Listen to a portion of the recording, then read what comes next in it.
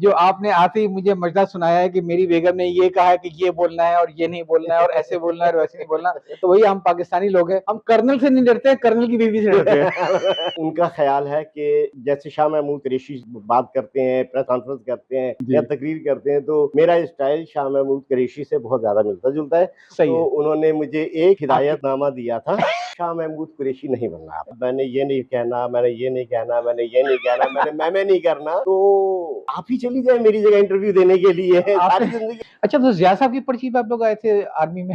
नहीं, नहीं। हिंदुस्तान से जो लोग हिजरत करके आए थे, सिर्फ़ 2 किस्म के लोग थे ज़्यादातर। एक तो वो जो कि सिखों के फसादात के हाथों बाकी बड़े बेघर हो गए थे, मैं जी। गैर मुल्की लोग थे, उन्होंने हिजरत की। बाकी पूरे हिंदुस्तान से जो लोग आए थे, ज़्यादातर बहुत ही खुशहाल लोग थे। खुशहाल। वो कहती है मुझे थोड़ी-थोड़ी चीज़ें याद आती हैं, लेकिन बहुत बड़ा एक इवेंट था पाकिस्तान बनने का और उसमें बहरहाल हम पंजाब लाहौर पहुँचने में